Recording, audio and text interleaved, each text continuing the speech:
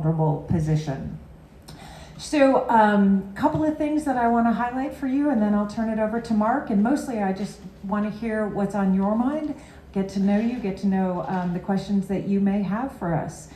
So as I mentioned, I've really focused a lot on environmental issues.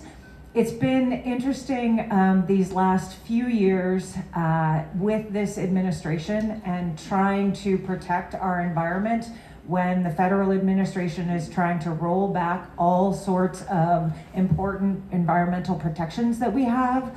So a couple of things that I've pushed forward on. I was proud to be the sponsor of updating our forest conservation law, so trying to protect our trees and ensuring that developers plant more trees.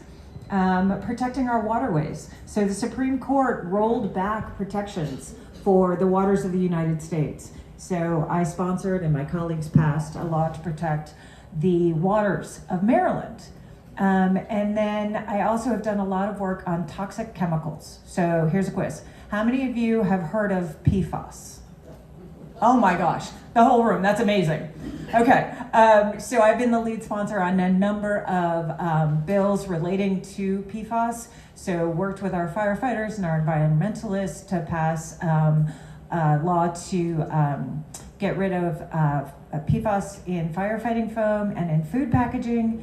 This last year, after 2 years of pretty intense negotiation, was able to sponsor and then work with my colleagues to get passed another bill that would reduce the amount of PFAS that goes on our agricultural land, because we really don't need that toxic chemical in the land that grows the food that we eat.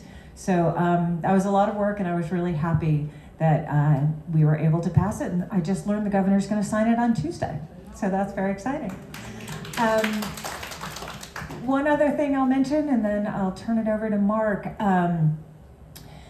We learn more and more every day about how much information that companies gather from us online. So for several years, I worked on trying to come up with a piece of legislation that could protect our privacy online. And I was very happy that we were able to pass it in 2024, the Maryland Online Data Privacy Law. And it basically says that companies cannot take your private information, your personal information, without your consent, and they can't sell it without your consent. Very important stuff. So happy that that went through. It is one of the strongest in the country. It's a model for a lot of other states in the country. So I was really excited about that. Somebody asked me earlier if we have primary opponents, and yes, we do. Mark and I are running for re-election as a team. We both have primary opponents, and you know, I often say that I'm running with Mark because he is the legislator I want to be when I grow up, even though I am 15 years older than he is. But you will not find anyone, myself included, who is more responsive.